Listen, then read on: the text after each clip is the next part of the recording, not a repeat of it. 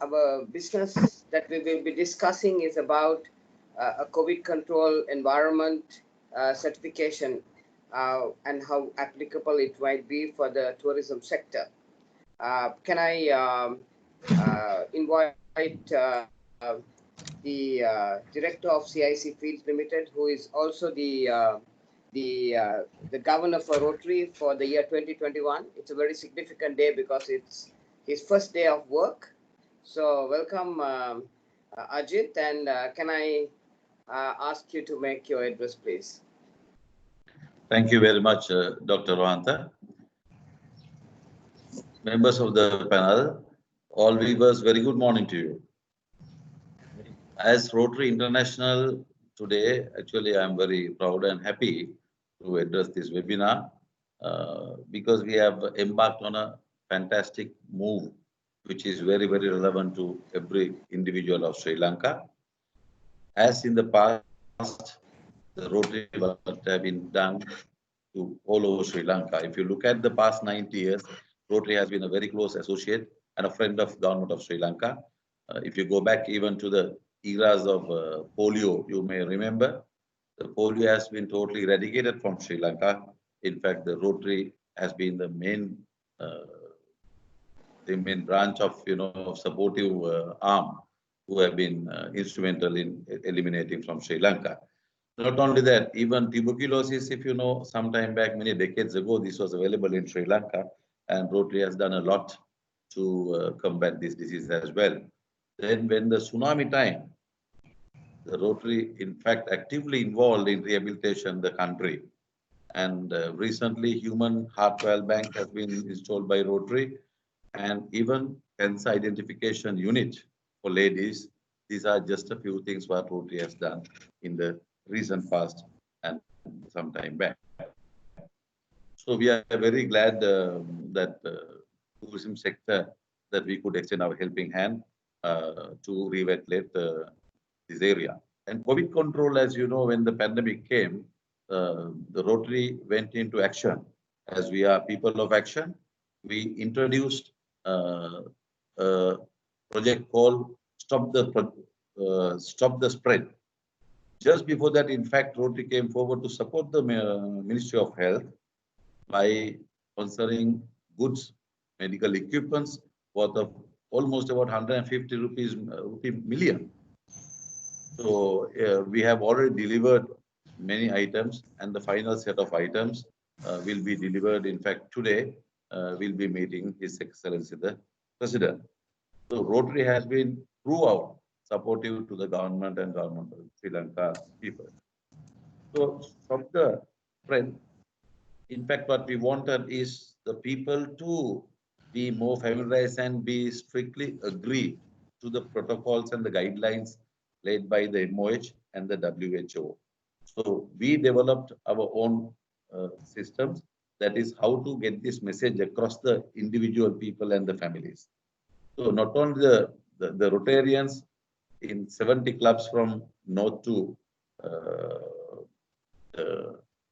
south, west to east, everywhere we have Rotary clubs.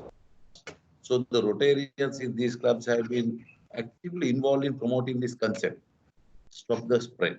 How do we educate the people to practice the real protocols laid down by the government, good practices? So not only the Rotarians, we have even going to introduce through our Rotaractors, that is our junior arm of Rotary, who are in the institutions and some organization-based and educational institutions. So they will be doing in a large scale to educate those people involved there and the institutes that they need to follow the stop the spread. As we know, the prevention is better than cure. So Rotary has taken that as our slogan. We have been working very hard. Not stopping there, we have even gone to the students. That is our interactors, the most junior set of our Rotary family. We have about 7,000 interactors all over the country. So we want to educate our own children, through them, the whole education institutions. So they will be practicing stop the spread on the Purdu. So thereby we believe not only within the school and their friends, they will take this message across the country, that is to their homes. So the home people, their family members will be educated and they will obviously start following at least something. We know that the Sri Lankans tend to forget very soon. So therefore, this education on a continual basis is very vital. So we will be, as Rotarians, people of action, will be doing much more things to educate in this area. Not stopping in that, in fact, Dr. Rohanta was able to convince and speak to the SLSI, and we initiated the certification process. So this, I believe, a very strong breakthrough that Rotary has brought in together with SLSI, because already certain companies have been certified, and for hundreds of companies online already requested SLSI certification. That is to say COVID-free environment. So this certification will certainly help not only their own industries to develop or to strengthen, but the whole country per se, because we are linked to each other. We cannot work in isolated way. So already we have seen the good signs, and therefore we are very glad to hear that the Sri Lankan tourism has come forward and expressed their willingness of getting this certification. So I believe this certification is one of the very, very important area when it comes to especially the tourism and the leisure sector. And since I hail from Negombo, tourist city. As Dr. Ravanda said, it is the first day of my office as the Rotary Governor. I'm very glad to launch and be a partner, be a part of this launching program where the tourism and leisure sector will commence their certification. Thank you, Dr. Ravanda. Thank you very much, DG Ajit. And I really need to thank you for the guidance you have given to make organization like Rotary linked to the environment of today. Because as you know, we are heading for a recession. We know there is a global pandemic which is in play, and the IMF has said day before yesterday that our recession will be around 4.9% at a minus GDP globally, and the US is going in for a minus 8%, which is going to be a very tough time. So at this moment of time, having organizations like Rotary, which are like global, being relevant in the country, to the masses and to the ground is very important, and I'd like to thank you for giving that leadership. Can I invite Dr. Suranga, who heads the tourism and the economic the department of the University of Colombo. He's not a stranger. He has done so much of work for this industry in terms of people development, and he launched the first tourism undergraduate, postgraduate, master's program, and he runs a fantastic conference which is now global in nature, and I'm so happy and so privileged that we have people like you, Doctor, supporting this industry. Doc, would you mind just sharing your thoughts about this whole area of the COVID control environment certification and set the stage for us to move forward?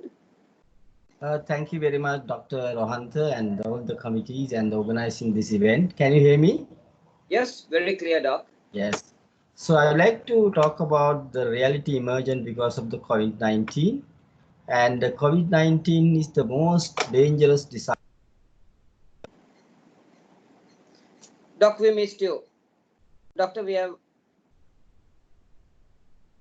your voice is we can see you, but we can't hear you.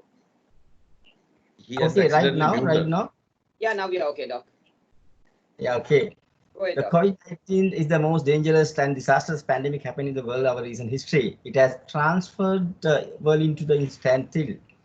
Tourism is one of the most affected industry, as we know, because of COVID-19. That is why UN World Tourism Organization clearly mentioned that putting people first, be a part of transformation and travel tomorrow.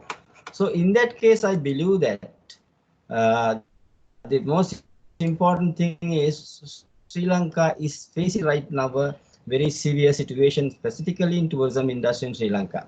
When you look at the country's situation before COVID-19, you can understand Sri Lanka was struggling to recover its damage due to the Easter Sunday attack.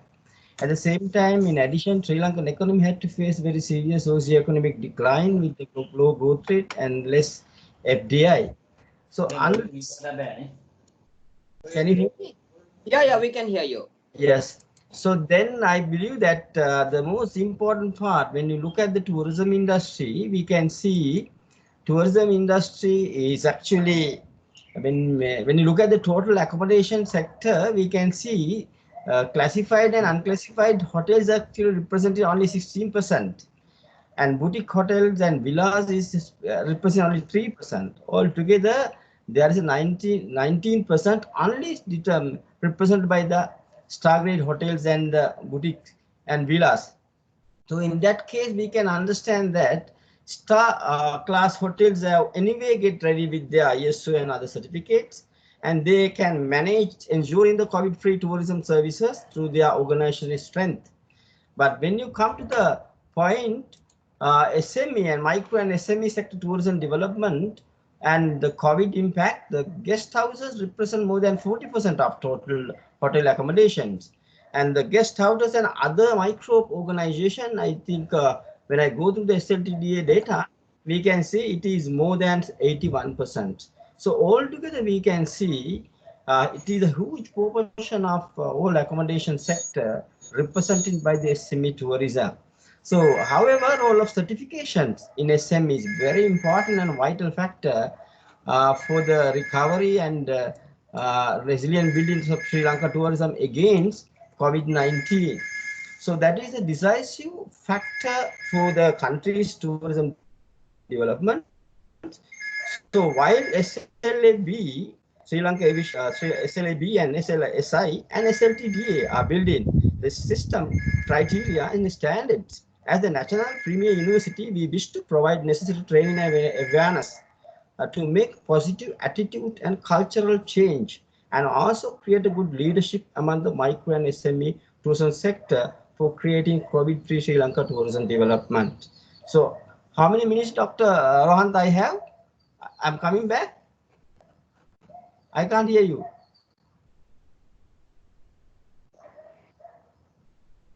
May I continue my presentation, or may I have another chance? You can take another 2 minutes. So therefore, I think Sri Lanka tourism for resilience against COVID-19, the SME sector and micro tourism sector is very important. The certification what you are proposing is so valuable. So I'm happy to say that most of my students are involved in travel, tourism and hospitality sector at different levels, more specifically from the operation level to management level. I can use their skill and competencies to create such national contributions. Furthermore, we can extend our services and education services and knowledge contribution even in Maldives through this student base. I also must hear with that. The contribution can pave the way to reduce the prevailing gap between the academic and professional synergy contributions for Sri Lanka tourism development. This contribution is remarkable with the other industries like apparel, tea, even service sector like BPO and nursing industries. But we can see tourism industries, we are a little bit lacking actually. So that gap can be actually minimized through the involvement of this type of activities. These industries are totally linked with the universities, but tourism industries still have a lot of space to be joined with specifically knowledge and evidence-based research finding. So we can make contributions for risk analysis and need assessment on COVID-free micro and SME tourism. And also we can provide outcome-based training for the micro and SME tourism for making this COVID-free tourism development. So that is why my argument is, and my actual pleasure is, you have invited the University of Colombo. Actually, Dr. Rohanta, you have created a very good bridge between the academia and the practitioners.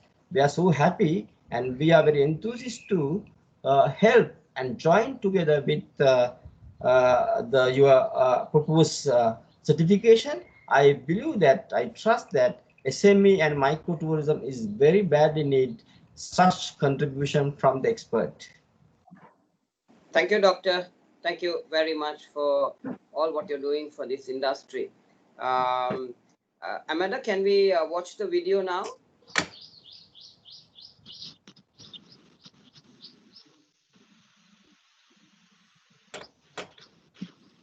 A message by Rotary, National Olympic Committee. The agriculture sector of Sri Lanka consists of 18% Sri Lanka's GDP, which includes livestock and animal feed. The total number of COVID-19 cases identified within the country rose today. COVID-19 I'm afraid we are going to be looking more than a couple of waves of this pandemic sweeping through our respective populations. අපි යම් කිසි විදියකින් මේක අදිෂ්ඨාන සහගතව පාලනය කරගත්තොත් ඒ පාලනයේ සම්පූර්ණ ගෞරවය සමස්ත ජනතාවට ලැබෙනවා. ඒ සඳහා පෙළගැසීම කියන එක තමයි මට කියන්න.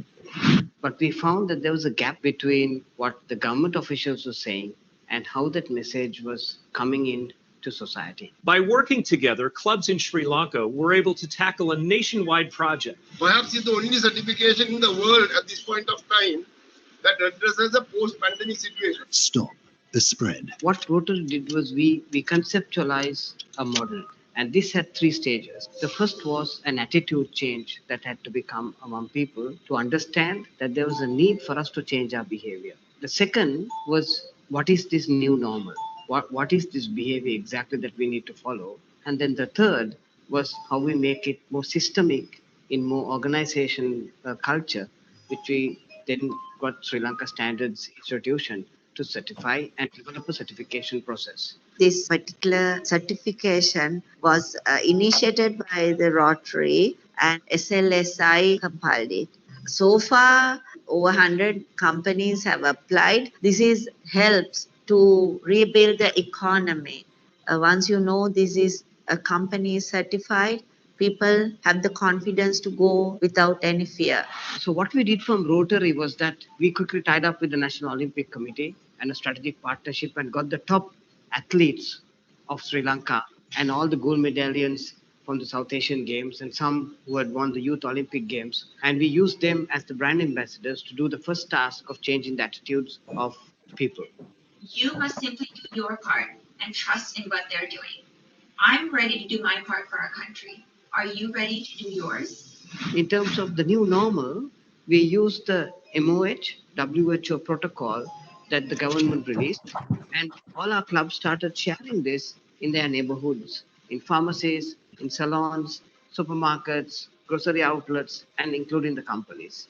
So that was the second step that we saw in the people of action. Rotary partnered with the premier private sector chamber in Sri Lanka, Ceylon Chamber of Commerce, together with the Sri Lanka Standards Institution, Ministry of Higher Education. The next step, I think, is about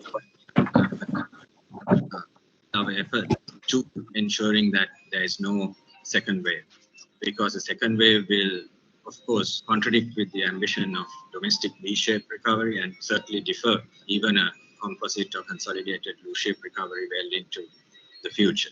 So as a private sector, we should, I think, come together collectively and support the government in ensuring that we do everything possible to prevent that recurrence or a second wave. I think it's fantastic that the education program has been put in place. I think it's a very forward-thinking move. I'd like to congratulate Rotary as well as the Sri Lanka Standards Institute in particular for this foresight. Why we go for certification is to formalize it, to make it part of the DNA of our organizations. And in this respect, I think it's a very appropriate, timely, and important move to move into the certification. As a major upstream manufacturer in the agricultural sector of Sri Lanka, CIC Feeds Group did not take this viral threat lightly. CIC Feeds Group consists of 3 individual companies, namely CIC Feeds Private Limited and CIC Poultry Farms Limited, which grows broilers. The third company is CIC Vet Care Private Limited, trading arm of company, which import and market all the leading veterinary products. CIC was declared an essential service. We hold about 8 market, and the broiler chicks market 2%, and then broiler chicken 5%. So if I had to close this business, there will be a definitely disasters in the whole industry. In fact, you will find today there is a little bit of scarcity of chicken, but from our side, CIC, I'm very proud to say we are 100% in operation. This is livestock. If you can't keep them without feed, so if you don't give it a day, there'll be issues for the farm. There'll be huge commercial losses for our own customers.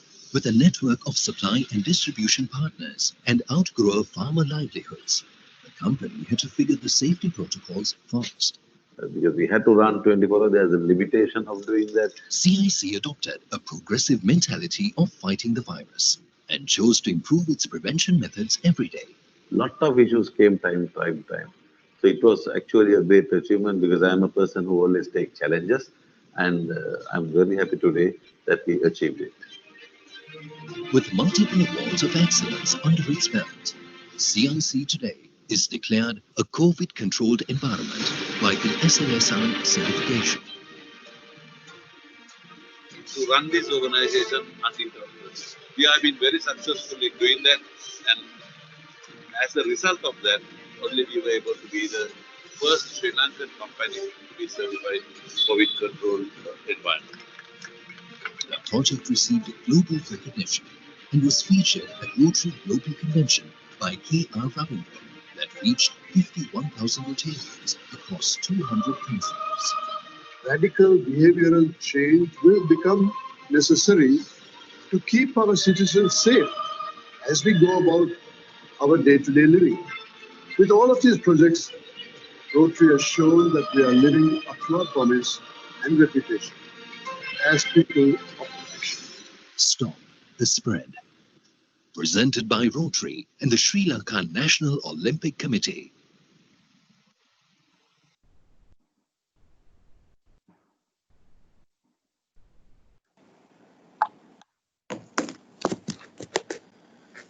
Thank you, Amanda. Let me just check if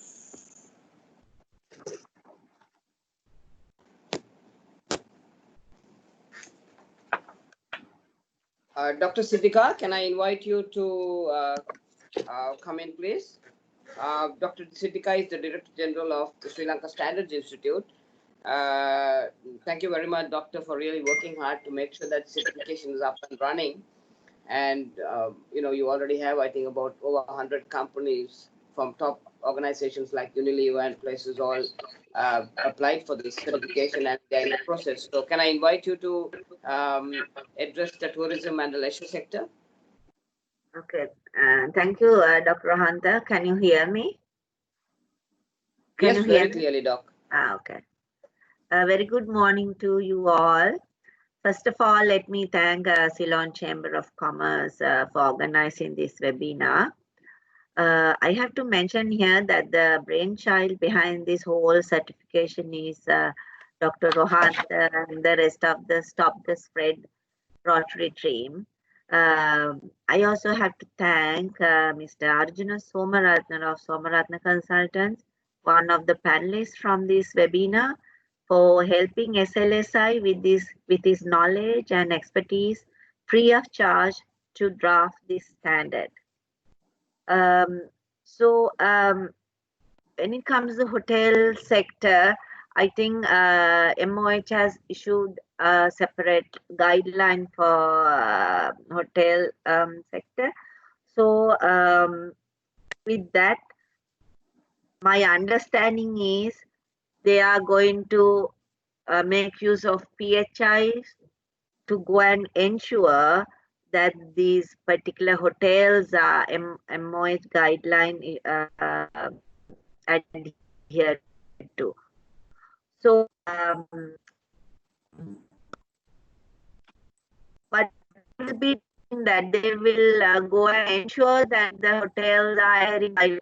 With that, the rest of us doesn't know that which hotels are insured and all that. So for that, the rest of us need to know that the particular hotel is an MOH guideline adhered to. So for this, other than a third party goes and certifies that yes, as PHI ensured this hotel adhere to the MOH guideline, nobody will know. So what SLSI does is to give that third party assurance that this particular hotel is adhering to the MOH guideline. With this, what happens is confidence building of the customers. Say now all the hotels are advertising with low room rates, but only few dare to make use of these offers. At the same time, if hotels have this certification, they can say in their ad, a COVID certified hotel, then people will be confident to go to that hotel. So this whole certification is about building confidence of the people, public, to go back to normalcy. Even foreigners will choose a certified hotel to that of a non-certified hotel. So the most benefited industry will be the hotel industry. Because the hotels need to build up the confidence of the people. So the certification is the only way to build that confidence. So the hotel has to comply to a standard. The difference between adhering to a guideline and complying to a standard is, with the standard, we systemize the whole process. Say, example, I will say, like in the hotel guideline, they say hotel sector, in the hotel sector, once a guest is occupied the room, until 2 days, you can't bring another guest for the same room. They standard, what we do is we make sure they document it, and they should be able to produce evidence whenever we go at any time. Also, like hand sanitizer, it is a must with the new normalcy. But at the same time, after some time, when alcohol evaporates, its effectiveness is gone. In the standard, what it does is it makes sure that the alcohol you use are effective alcohol. So to verify that, we in the standard, we make them verify the alcohol percentage and then make sure that they document it as well. So this company, from CEO to the lowest grade, they all have responsibilities. They all have to ensure that these COVID control measures are taken. So with this standard, sustainability is assured. As Mr. Veerasinghe says, people tend to forget. This way, with this certification, we can make sure that the people will not forget, because we put it into the DNA of the company. So this is what the benefit of the standard is, Dr. Hunt. Thank you very much, DG. I appreciate sincerely for working hard, and I just want to reconfirm that we just got confirmation that not only Kiel Super chain of 108 outlets, but you have the other two chains like Glomark and all coming on board for your certification process. So I think you're making Sri Lanka safer, and you're making sure that the second wave will not happen. So thank you very much, Dr. Siddhika. The chairperson for Sri Lanka Tourism, Ms. Kimali Fernando, is online now. Kimali, can I ask you to share a few please, and thank you so much for what you're doing. I mean, it's a very tough job which you have really embarked on, and I know how hard it is in the current situation. And I mean, you have all our support, and we are behind you. Kimali, over to you. Thank you very much, Rohanta. I will spend a few minutes just explaining quickly what has happened from the tourism industry. The regulations were done, first draft was done in May, and we circulated, actually we put it on our website for input from the stakeholders, and we got a lot of input. Thereafter, we finalized the version 1 together with the Ministry of Health and WHO input as well. So currently the situation is as follows. All certifications of accommodation sector, whether it is be 5-star, 4-star, boutique, all the way to homestay, will be certified by the Ministry of Health. I spoke to them this morning as well. So they are willing, and I also agree that they should be doing it, simply because with foreign guests, it's not like domestic situation where we have domestic guests or whatever. For foreign guests, I think we need to have their help and endorsement. So we will most likely outsource it to a foreign international audit firm, but led by Health Ministry. So Health Ministry will be the leader. The foreign auditing firm may be given to work along with them. So that's what it is. That I don't think will change at the moment, and we are now doing various guidelines on not guidelines really, actually resources we need at the airport to do PCR tests. They arrive and the 7 days of this, we are now working with them actually to discipline them on that. So a lot of questions about how can we get certification, can we go to various institutions to get certifications, and also sorts of questions. But with regards to the tourism angle and international guests, the rule is very clear at the moment. You have to get it from Ministry of Health. They have not started, so do not go and contact them. They have still not started because that is not finalized with them as yet. And then you will be able to, even the tourist sites, if it is Sigiri or whatever, certification will be got from Ministry of Health. And who will monitor it? People like the tourist police, for instance, will be used to monitor it, whether it has been implemented. So it's going to be a very strict process with regards to international tourists. As you know, the airport is still not open, and the discussion on when to open it has not been finalized. The reason for that is 3 reasons. One is that there are more and more Sri Lankans are wanting to come back. The 50,000 has not gone down beyond 50,000. It was 59, it went to 55, and it's still 50,000 number. So first preference is given to Sri Lankans arriving. The second concern also is that the capacity, PCR testing capacity at the moment, that is a constraint, and because all Sri Lankans also have to be PCR tested. So that is a second constraint. And the third, of course, big concern is that we are global situation to COVID also a great concern for us.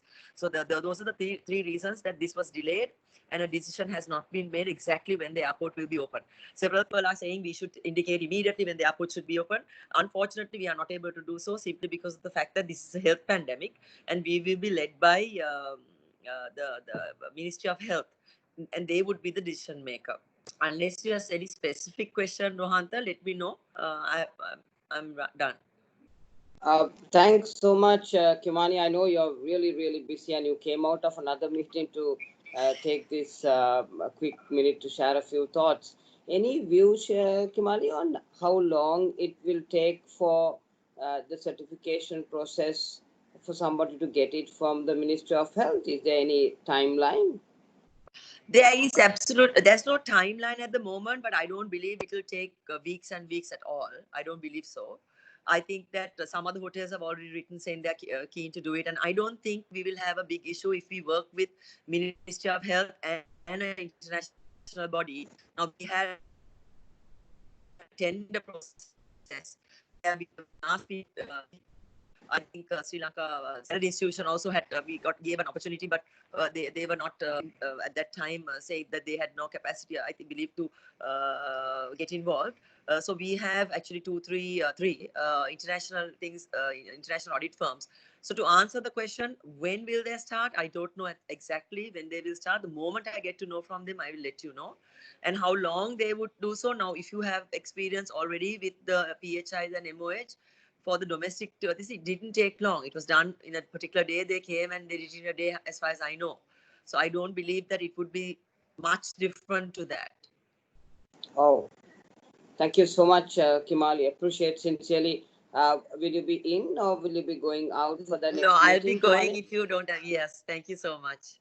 Thank you so much, Himali. I really appreciate. Thank you. Bye. Thank you very much. Can I invite Mahin Kariwasam to give his view of as to how maybe help the slide. Yeah, thank you, Rohanta. Thank you for inviting me and Slido. I think it's a very good initiative taken by Rotary and the Sri Lanka Standards Institute for our members. It can also, because we are also planning to do some sanitization of the vehicles we transport the tourists in and so on. So maybe this can be of some help in that way. And we have also taken a new initiative at Slido where we have joined up as one voice, one industry. And we have associations like Aspen, Slapsio, PATA, SCOL, the Travel Agents Association, and also the Board of Airline Representatives all joined in as one voice. So I think we should be able to spread the news around our membership, and it might become very for our members.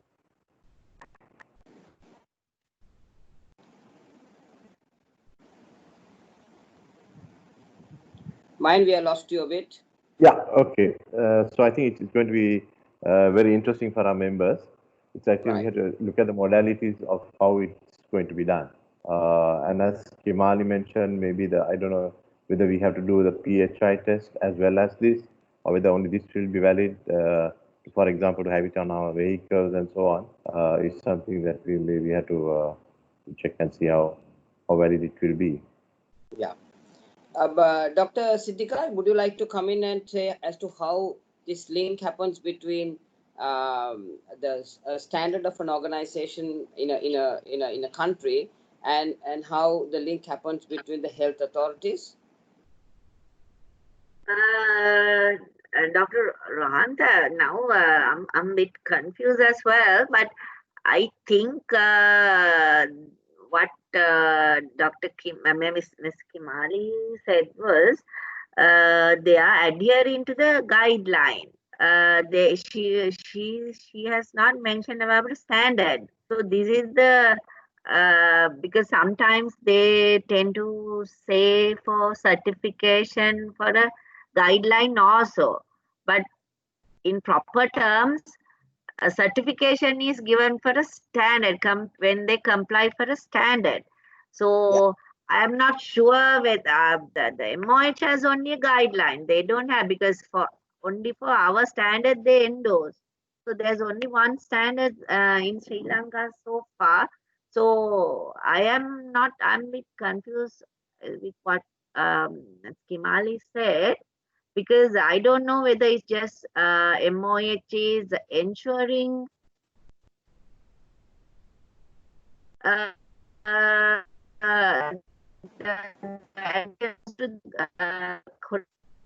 guideline.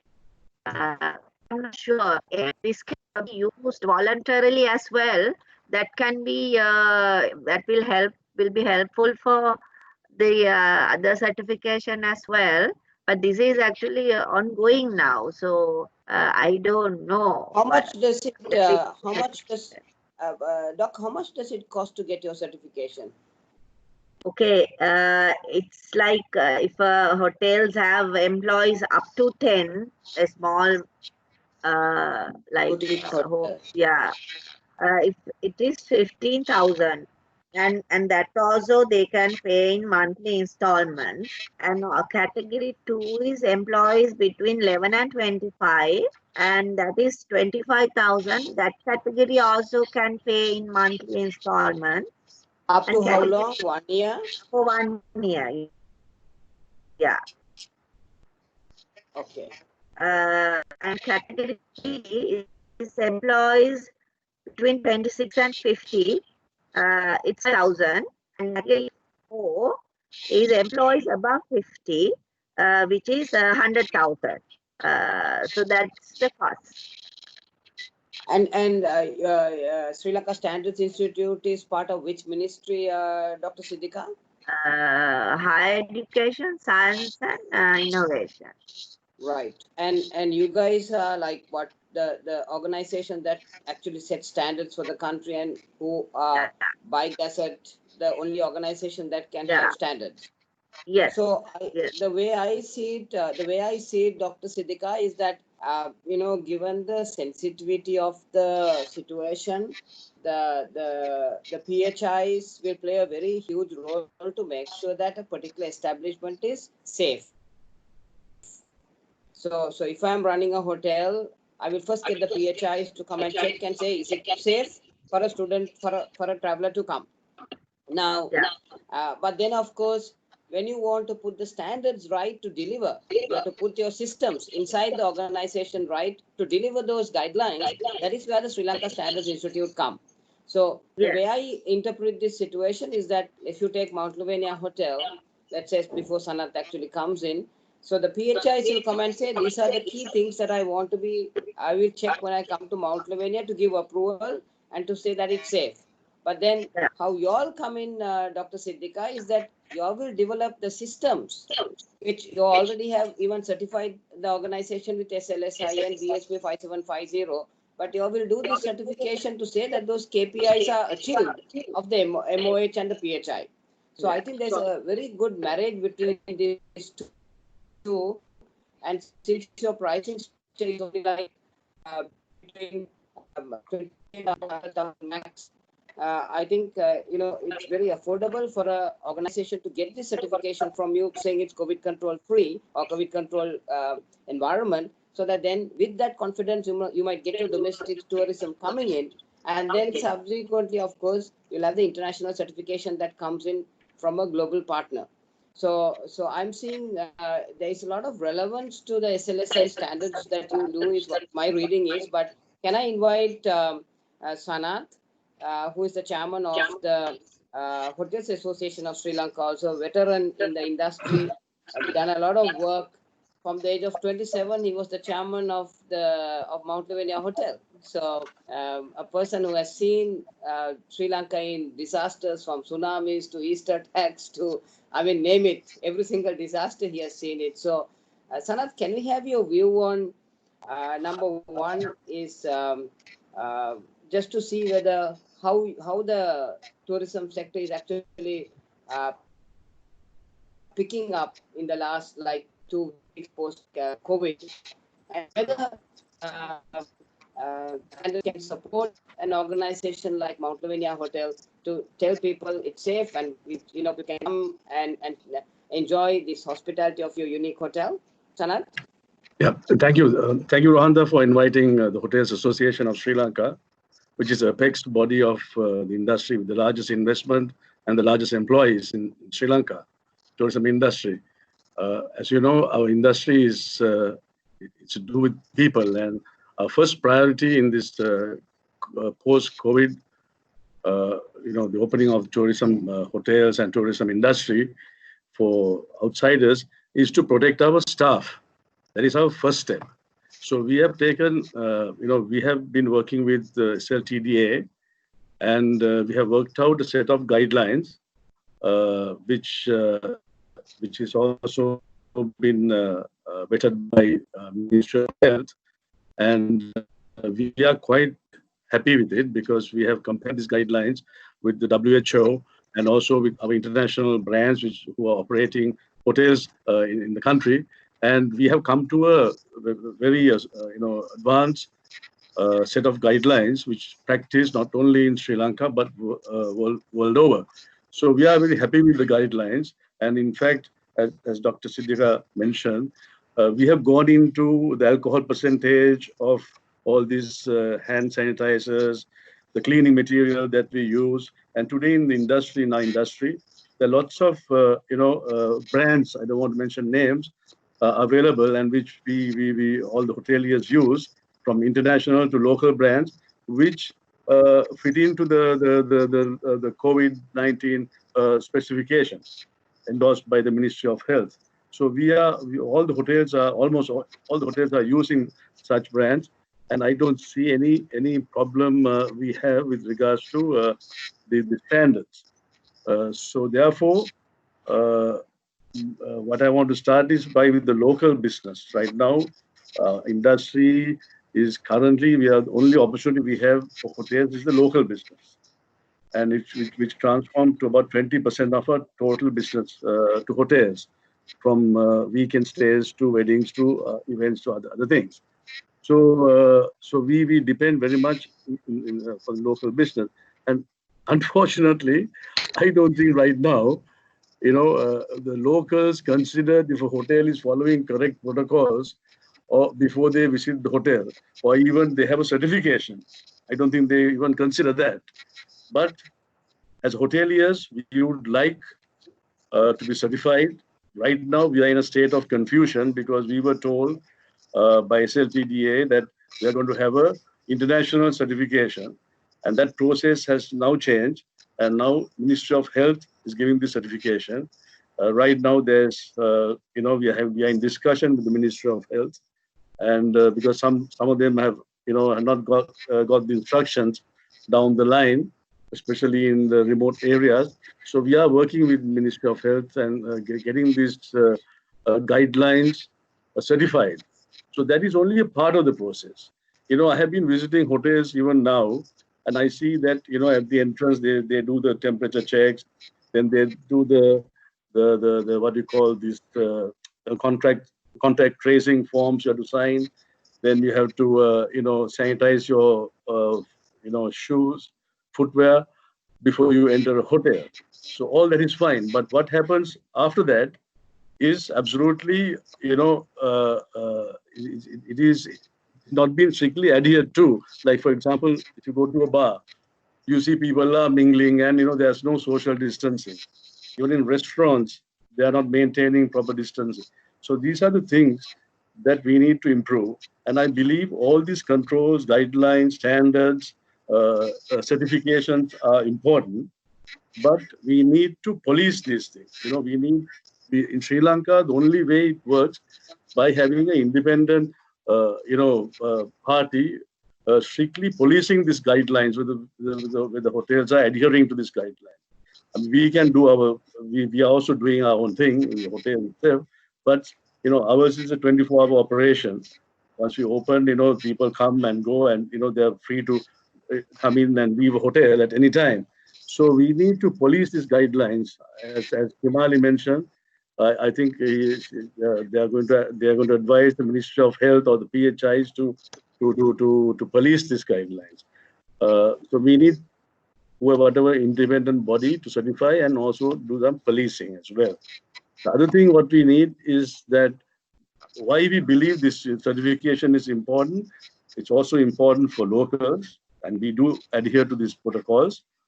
Although the locals don't really, pay too much attention to these right now, but I hope they will, in time to come, they will also, pay adequate attention and choose hotels which are strictly adhering to these guidelines and certifications.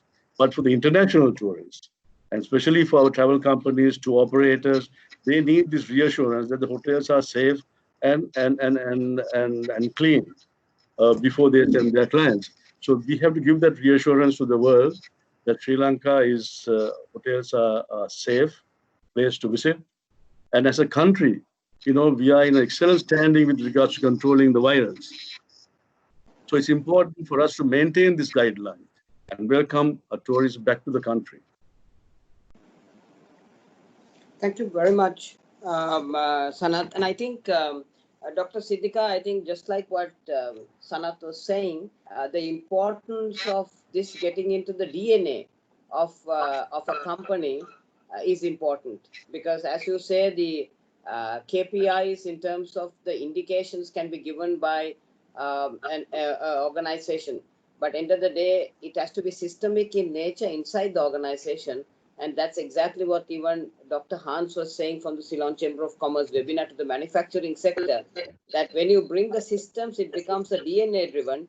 And then it's not only just checking the temperature from outside, but also to check from inside how things are working out, which I think is where Sri Lanka Standards Institute will come in. So I think this discussion is good.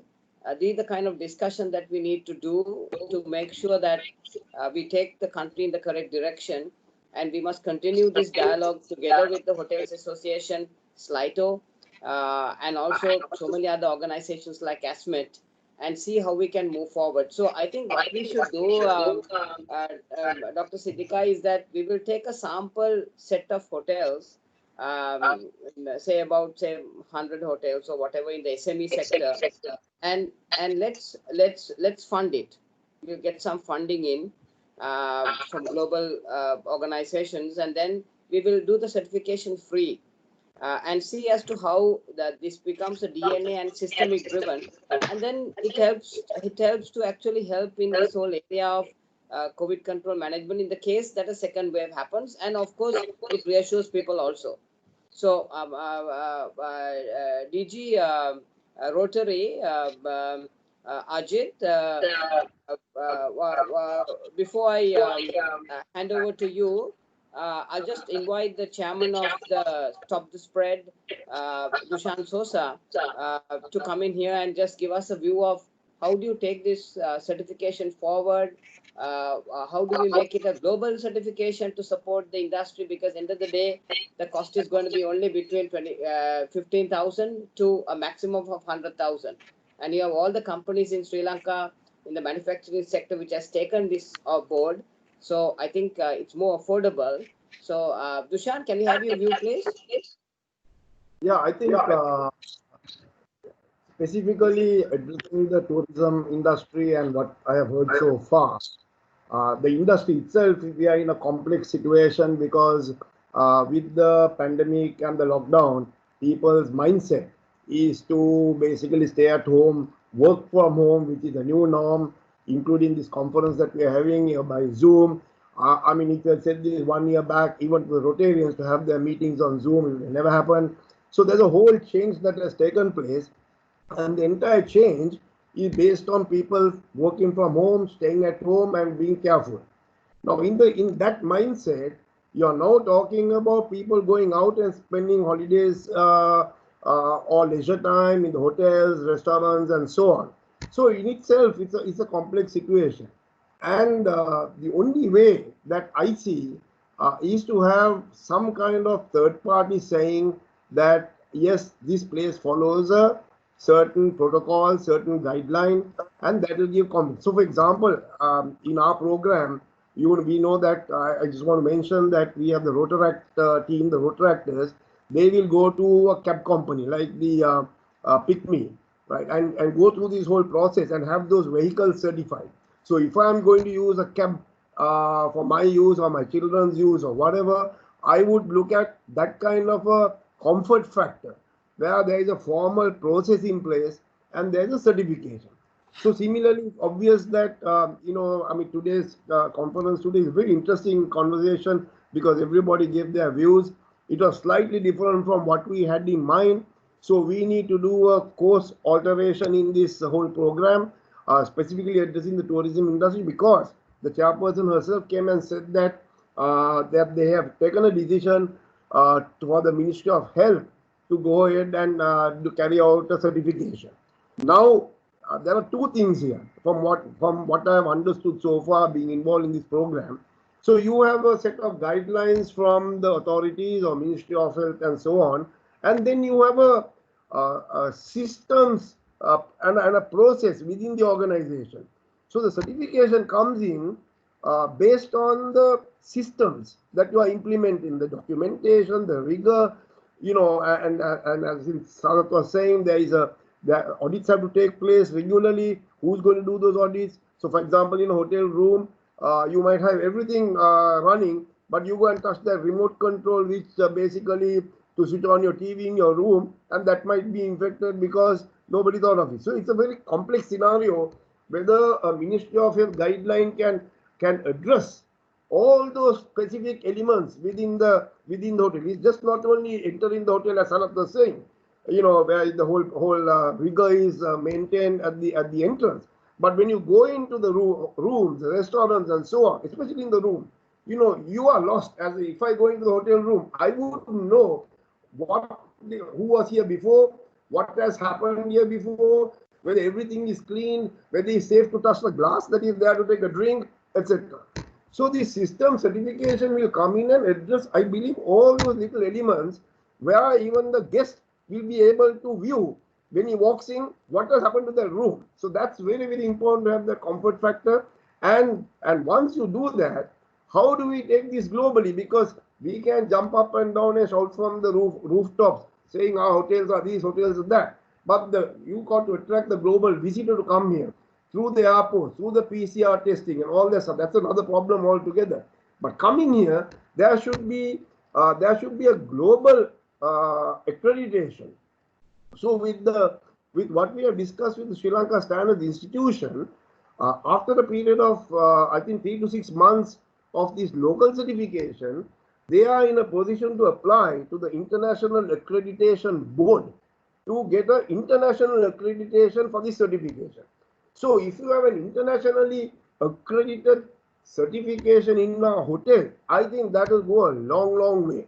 And that to me is mandatory if I'm looking at it from overseas. So if the Ministry of Health, with these guidelines that they're coming out, is then converted into a certification with all the documentation, rigor and everything else, they are actually duplicating the work that has already happened through nights and nights of work from Dr. Siddhika and her team, and they are reinventing the wheel again. So I believe there has been a lack of communication here based on what is happening with the SLSI and the Ministry of Health. And I mean, in this country, we have seen people going in different directions. End of the day, everybody finds it difficult to achieve the impact that we are looking for. So I believe it is up to the authorities now because the tourism industry has already taken decision, as Kimali so forcefully mentioned, that we have decided on this is going to happen, that is going to happen, and that's the way it will be. So it being that the case, then you got to have a workshop or a brainstorming session or whatever, and then see whether the Ministry of Health can use the guidelines that have come from the systems guidelines that have been released by SLSI, which is now being tried and tested in the various organizations that are coming for certificate. There are over 100 companies who have applied for that. But again, while it might be easier to do a certification in those companies, it's going to be very tough in the hotels because of the movement and the nature of the business itself, because you have the drivers, you have all these things. And mind you, we know that the first wave or the local pandemic started, or the COVID incident happened with the tourist driver who drove some of the Italian visitors, and that was the recorded first incident in Sri Lanka. So if you are looking at a second wave, it will not be rocket science to think of that this second wave will also come, because the current community is being fairly cleared of this virus, which has been said over and over again by the authorities. The second wave, which is going to come, will be coming from the advent of tourism in this country. Therefore, it's very, very important. That's why I said it's a very complex situation. Very, very important that from the moment the tourist lands in Sri Lanka, all the touch points are covered. Vehicles, drivers, Kimali so rightly said some of the tourist sites, hotels and so on. So, it's a huge undertaking. I wouldn't really know how in a practical sense in the next, because there's a winter season coming up, how in the next 3 to 6 months, while the pandemic is on, how we are going to tackle all this. So I think my personal view therefore is that the institutions like Sri Lanka Standards Institution, which is a national body, a certification from SLSI is a national certification, and the Ministry of Health, especially given the current scenario, they look at communicating with each other and trying to see what is the way forward. I think otherwise it's going to be with all due respects to the decisions taken, I believe it's a very complex task. Doctor. Thank you, Dushan. I really appreciate for your candid thoughts. I think the point that needs to be very clearly understood is that in the country there is only one organization that sets standards, and it happens all over the world, and that happens to be the standards institution of that relevant country, and everybody else would give certain KPIs and guidelines, and the standards institution takes responsibility for developing systems to deliver it. Now, we saw this in practice at Trelleborg, we saw it at practice at CIC Feed, we saw it in practice at AMW and all the organizations of the 150 odd people who have applied for this certification. Ajit, would you like to give some view of number one, how did sorry, Sanat, you like to say something? Please go ahead before I hand over to Ajit. Go ahead, Sanat. Yeah, thank you, Rohanta. No, I just want to add something to what Dushan mentioned. He conveyed two important points. One is that the certification part, how important it is. Other one is that Sri Lanka got the first COVID-19 patient through the tourism industry, which is also correct. But going forward, we have taken all the necessary steps together with the government that we are going to have this multiple PCR tests of each and every person who's entering into the country. Actually, even the Sri Lankan living abroad are also quite exposed to this virus, not only the tourists. So whoever leaves the country or whoever comes into the country, is a potential carrier. So this virus is going to stay with us for a long time. So we have to really try to live with it now. We have to learn to live with it, and by taking certain precautions. Otherwise, the life will have to come to a standstill.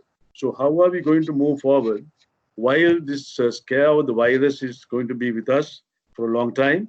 And how are we going to lead our lives? How are we going to support the livelihoods of so many millions of people is the question. So this is where we are right now. And I believe that if we take the necessary precautions, like what we have been discussing this morning, I think we are going to minimize the risk to as much as possible. We can't eliminate the risk 100%, but we can only control and minimize the risk. So that is vital, and that is where the certification and Sri Lankan Institute of Standards, all these great ideas we discussed today comes in order to minimize risk. So I just want to clarify that point. Thank you, Sanat. Actually, Sanat, it's very, very important the point you made, which is that it is not just one area, but everybody in the country needs to see as to how they can be part of this to make sure that we ride this particular hurdle. And when we look at our neighbors, I mean, yesterday I was looking at NDTV, India is crashing. India is in very bad shape. So is it in Pakistan. Maldives is in control to a certain extent, but of course there was 15 patients that came in yesterday. So I don't know whether it's yet at 3, it's at 4, but definitely it's at 3B in terms of the community spread on the technical part of COVID-19. So Ajit, you like to share a few thoughts? Yes, Dushan, just to add a few points to Dushan and Sanat. One of the most important thing is develop the confidence. That is in two parts. The staff is one thing, because sometimes if the staff coming with the scares, then it is an issue. So scares should be the staff should be confident that they are entering into an entity where it is COVID controlled. Similarly, the tourists, the tourist sector, they'll be very, very cautious and will be attractive for them to coming in. If we can certify and develop this confidence, give this message to them that this environment that they are entering or they are visiting this country, as well as the hotel they are going to patronize, is free from COVID, or the environment is free. So at the same time, Rotary is working together with SLSI for the global certification. This area we find it's very important because in our point of view, Maldives tourism highly available in this country. Maldives also coming under our purview, that is Rotary District 3220. So there also we want the SLSI to get involved and to give the global certification For that, the global accreditation is important. I'm sure our team, Dr. Rohanta, Dushan and the team is working closely with SLSI to obtain this area. So I believe thereby we have set a very good example for the whole world, because as Dr. Siddhika explained, all of us just practicing won't do. But then like we check the alcohol percentage, likewise there are a lot of gaps, minor gaps, which can lead to huge disasters. So therefore, the certification is very important. It will ensure that all of us who are practicing good practices are meeting the real requirement. Thank you, Doctor. Yeah, I think, Ajit, your point is very valid, which is that, I mean, I was having a chat with the Managing Director of the Tourism Development Authority in Maldives, and he was saying that this certification, as soon as you get the accreditation, then it becomes a global certification, and they could be the key partner in terms of the 70 resorts as well as the restaurants in Malé, as well as in the airport island. So Dr. Siddhika, you have a huge role that you have to play. Where are we in terms of the global accreditation, Dr. Siddhika? So we will be applying this week. Within next week, they will be coming for our audit, and then they will certify us with the accreditation. Oh, lovely. So maybe it will take what, 2 weeks? Yeah, within 2 weeks. Yeah. 2 weeks. So you have a commitment from the governor of Rotary that we are funding that whole accreditation process, Dr. Siddhika. Okay. Yeah, and we will also do a pilot run in Sri Lanka of about 100 hotels on your certification, because I think Ajit, could you just tell us what are the benefits you had with the accreditation in your company as a hands-on? In fact, we from the very first day we started to follow the basic guidelines. But then, the moment that I heard that we moved into SLSI certification, and I realized, the first audit itself, we had few gaps. So that means, although we have been practicing the good protocols given by or the guidelines given by MOH, still there are gaps. You have the hand sanitizer, you have the hand washer, you have the even additional things like footpaths, everything is there. People follow, but there are gaps. So what certification does, what I found in our organization is the frequent checking, following up the system is definitely ensures that you are following the real guidelines. Otherwise, for the sake of doing it, we are doing it. I, as the CEO, I know that I'm doing it, but I won't know whether everybody is doing it. But the frequent check and the follow-up by the relevant officers and the requirement of a SLSI, it will prove, right, will ensure that the real, we are free from the COVID threat. Yeah, I think Sarath, Ajit, you actually nailed it on the head. So in the way that I would look at the whole tourism and the leisure sector is that, you have one which is the branding and the communication part, which will help people to come into the property. And the second is more to do with the more internal feeling, are you doing the right thing? So what you're saying is that the Sri Lanka Standards Institute certification will say, my property is doing the right thing, it is safe, and I'm responsible for the people who come in to say that it's safe. And then comes the global certification, which is more with regard to getting the traveler coming in from global. Can I invite a person who has actually done a lot to the hotel sector, Arjun Somaratna, who was actually instrumental in this development of this certification. Arjun, what is your view on this? Rohant, it's a very interesting debate that is happening.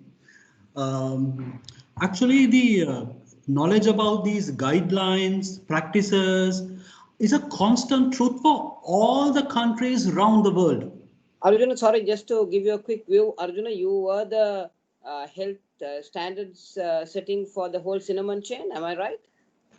Actually, my involvement with Cinnamon hotel chain is about the disaster preparedness plans for Sri Lanka resorts and city hotels.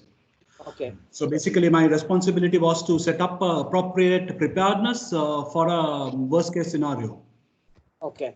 So, sorry, Arjuna, please go ahead. How do we take this forward? So actually, Rohanta, there's a very interesting subtle point that we need to appreciate. The knowledge that is there for mitigation measures is a constant fact around the globe. Whether it's Singapore, whether it's India, whether it's America, whether it's Sweden, everybody knows exactly what they should be doing. Certain countries are good like Sri Lanka because of our cultural attributes, because of our attitudes, because we wanted to protect our vulnerable, to protect our weakest parts of the society. That is a huge difference. That's the reason why Sri Lanka is in this situation. So a foreign country, if you look at Singapore, why they have such a huge per capita COVID cases, why India has so huge per capita huge cases, because they lack that sensitivity. They all had the opportunity to respond like Sri Lanka. Sri Lanka, the leadership, we moved fast because we are sensitive to protect that. So this is the difference between other countries being successful and Sri Lanka being successful. So I believe Sri Lanka has a huge brand image with respect to COVID safety, which no other country can talk about. So Sri Lankans deciding about COVID safety is a fantastic message. And Arjuna, now how do we if I just come in, how do we resolve this whole thing of SLSI doing the standard certification vis-a-vis the Ministry of Health giving guidelines? How would you look at this? Rohanta, honestly, during the standard development phase, we had experts coming from Ministry of Health and biologists coming from the MRI, contributing to the development of the standard. They have seen the standard, they have given the feedback, they have helped us to develop the standard. So the input was sought from them, and this standard is in compliance, is in order with their thought process as well. So I don't believe there should be a new exercise, new effort to do up a new standard, Rohanta. Okay. So how would you take this project forward? Let's say a hotel wants to come and do the certification with Sri Lanka standards, and let's say it's going to cost you 25,000 rupees. And Dr. Siddhika says that you have 2 rounds of certification that happen. So technically speaking, within 2 weeks, you give the certification. So then post that, I mean, how would you proceed, Arjuna? So actually, Rohanta, when the standard was developed, the due consideration was given to make sure this standard is compatible with hospitality industry also, because we all appreciate the fact that hospitality industry is one of the most significantly impacted, and has a significant benefit out of a standard like this. So the standard's main benefit is the ability to ensure the consistency. For example, Rohanta, about 2 weeks ago, I dropped into one of my favorite restaurants to have a mocha and a sandwich. So when I tried to enjoy the meal that I bought, I saw people coming in, some were very conscious and some were not very conscious to sanitize their hands. And one of the person who was not sanitizing the hand was a medical doctor. And another person went straight into the kitchen without sanitizing, without wearing a mask. So I'm a worried customer. I have never gone back to a restaurant after that.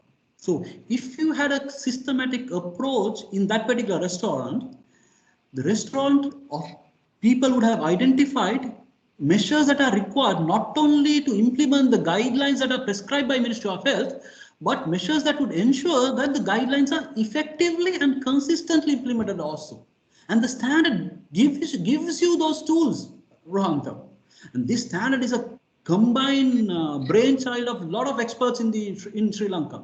Sri Lanka standard has experts going back 20 years, 25 years of experience on this area. And we consulted people outside Sri Lankan Standard Institute also to contribute to this standard. So it's a combined effort, Rohanta. And it has adequate measures to not only to implement a good measures, but to maintain and derive the confidence.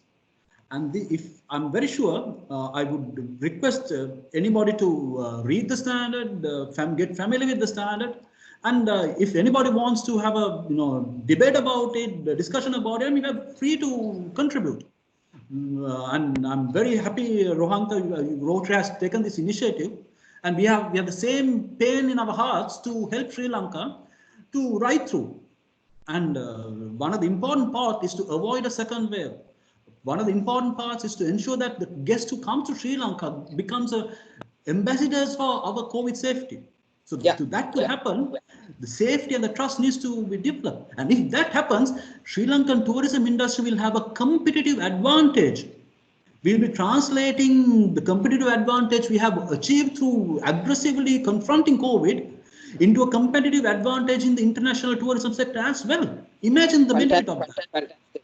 Arjun, actually, Dr. Suddika, we'll take this discussion I mean, we got actually 9. Yeah, we got about 20 minutes more for any questions.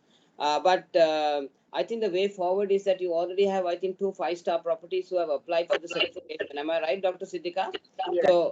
So what you do is you can do that certification, so that then since they are all the owners happens to be the real custodians of this industry, post that we will we will do an interview with them to find out as to how their certifications help the organization in terms of actually putting their systems in play, so that it becomes a DNA driven. Secondly, I think what we will also do is that from Rotary, we will sponsor at least 100 hotel certifications, and then through that we will make it a safer place for people to work in the short and medium term until the global certifications come on board, just like what the chairperson was saying from SLTDA, where 2 top auditor companies have applied, and I think the decision we've taken this week. So I think that's really good. And I think, Arjuna, what you said very clearly is that the Ministry of Health officials are part of the whole certification development process, which means that the input has come in, and there's a very strong, good working relationship between the 2 organizations. I think which is really good.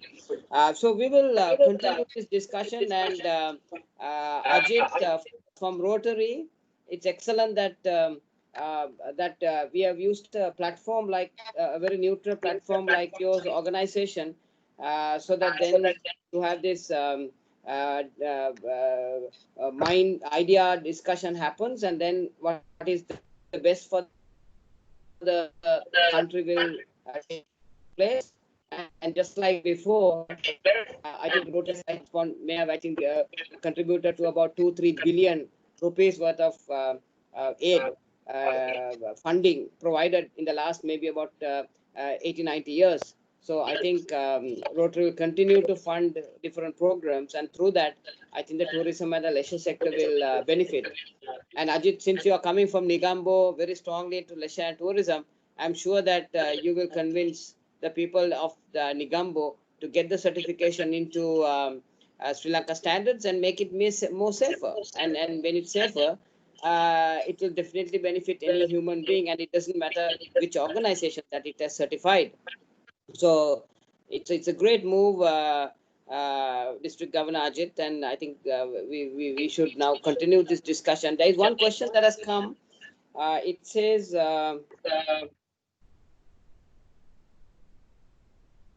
please provide a reference to standards which says minimum gap between a booking should be 2 days to rent the same room. Siddhika, doctor? I think it is in the MOH guideline. It is in the MOH guideline. Okay. So they have a separate one for hotel sector. Right. And so that guideline, Dr. Siddhika, is incorporated into your standard certification. That is what we follow when we give the certification. Okay. Okay. So that's how the link works. So then it says, how is it possible to get certification from Kilinochchi? Yeah, we come and do the audit there. Right. And Doctor, your staff to handle now, you have over 150 current companies coming in. Today in the morning, I got confirmation from another large supermarket chain to do the certification. So So do you all have the resources to do over 200, 250 Yeah, we have, certifications? Dr. Rohanda, we have internal staff as well as a pool of outside auditors, our retired staff. So there's quite a lot. We have the highest number of pool of auditors. And doctor, the government has approved the monthly scheme to be paid, so that you don't have to straight away 25,000 rupees. You can pay 2,000 rupees monthly. Yes, our council approved that. So monthly payment was approved already. So it can be implemented. So doc, now if somebody wants to get a certification, what is the process they need to follow? So first of all, they need to apply. They need to get an application from us, as well as they have to buy the standard, which is only 1,000 rupees. After that, they had to do necessary adjustments in their company or hotel, and then when they are ready, they had to let us know when we can come for the first audit. So when we come for the first audit, we show them the gaps, and then they have to correct it before we come for the second one. So when they are ready, after fulfilling all the gaps and everything, they will let us know when they want us to come and do the second audit. So if everything is okay, the second audit, the day itself, we can give the certification. That's maybe a duration of about 2 weeks, no? No, if like for Trelleborg and CIC, I think because they were really ready, within a week we gave. Right. After first study, yeah. Lovely. Dushan, can I ask you how can Rotary support the tourism sector even when somebody applies for certification?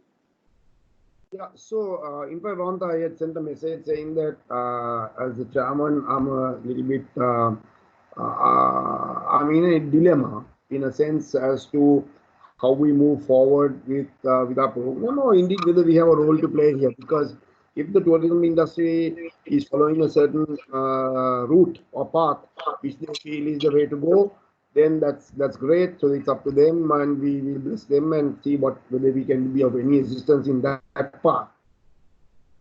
Because Rotarians, we are in a service organization and we try to do what we think is best for the community and best for ourselves. I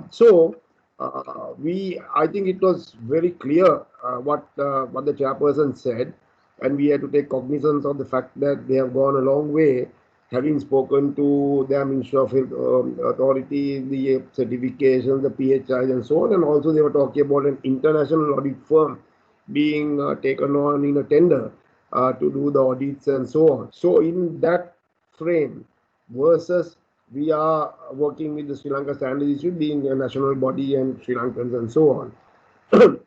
After a session like today, first of all, I must thank as the chairman of this project, all the speakers who spoke. It was a great learning for us. They're all experts in their field, and hearing them speak and their minds was very useful for all of us coming from a non-tourism background.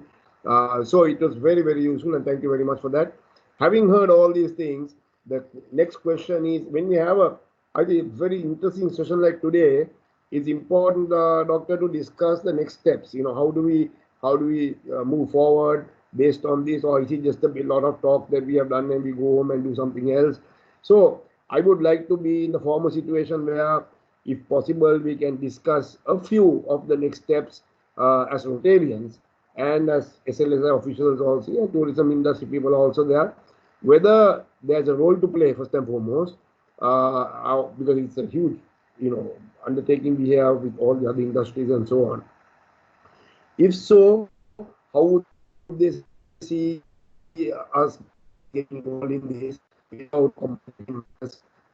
And from Sri Lanka Standards Institute standpoint, they've done all the work, and obviously there's been a lacking communication there, and the Ministry of Health has gone down a certain route, and we are at 180 degrees. One party going in one direction, the other party going in the other direction, but both eventually meet up with the certification point. So it's an interesting dilemma, as I said, as to what should be our next steps, and if you can spend the next 5 to 10 minutes, if possible, to discuss your views and everybody else's views as to what should be the next few steps we take. Dushan, if I may just begin the process. I think the first step, I think that Sri Lanka standards need to do is, now you've got about 150 companies all lined up, including large multinationals, so that work will continue. Then, of course, you're having the #1 tea exporter in Sri Lanka coming in place with the certification this Friday, and then the whole tea industry will come to play to get your certification because they want to claim the COVID control manufacturing control-free environment for their global proposition for all the tea brands. Then I've got an invitation from the total Food Manufacturers Association and the Rubber Plastic Manufacturers Association that they want to do their certifications for each of their companies so that that can drive the total export business. So, Doc, in terms of all those verticals, you can continue your work on that, and we will support you 100% with regard to like what the governor was saying on the international accreditation, so that then this particular certification becomes global in nature. So we will proceed on that. In terms of the tourism sector, we will continue the work that you currently got, I think, with regard to these two large properties. There is another test set of hotels and leisure sector which are coming on board, which we can also again link up with you to go ahead and do it. And we can have another round of maybe a discussion in about a month's time at the Ceylon Chamber of Commerce platform on how it has supported the industry for driving health and safety in the industry. Mahen, can I get your views on what the next steps could be? Yeah, Rohanta, I'm a little bit confused, to be honest, because I think Chairperson mentioned about getting the audit done by some audit companies. And I know some of the smaller hotels, when you talk about the hotels, smaller hotels have already got the PHI clearance. So I do not know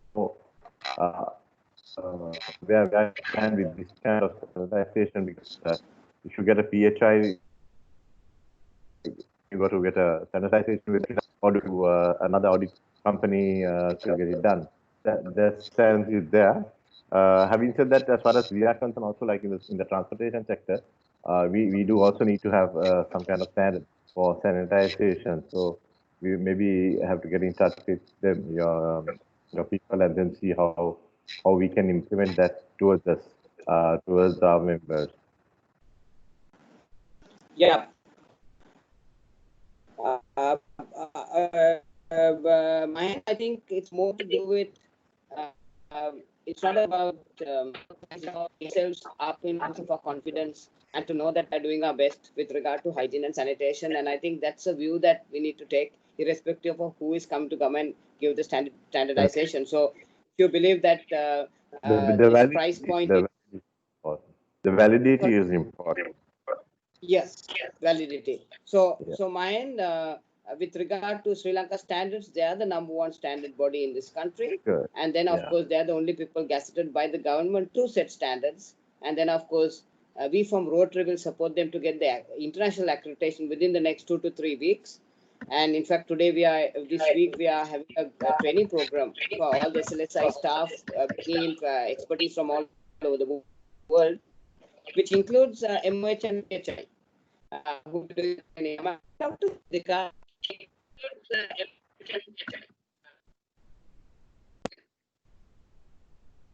Dr. Siddhika? It was not clear. Yeah, it was not clear.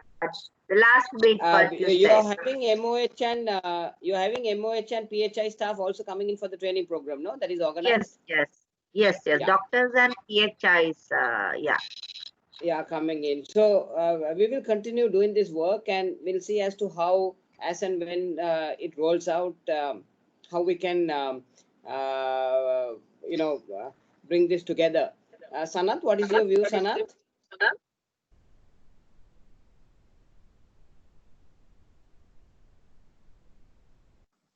Yeah, can you hear me? Yes, Sanath, can hear you.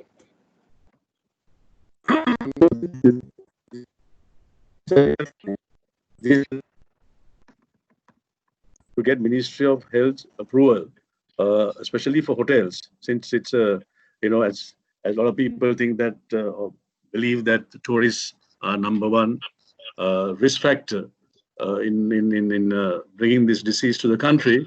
So the Ministry of Health participation in our industry's certification process is paramount, I believe. Yeah. So that you can't avoid.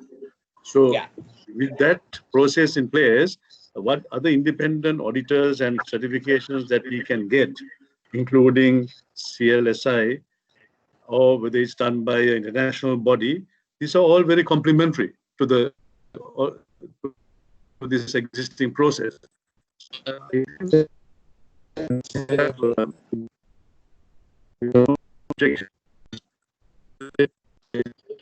mean, get certification, get international certification. I don't think there's any harm in getting all these certifications. But Ministry of Health, approval is vital for us to operate hotels right now. So that goes without saying. So other guidelines have been developed by us together with the Ministry of Health and WHO, following the WHO guidelines. So I think we have a good set of processes in place.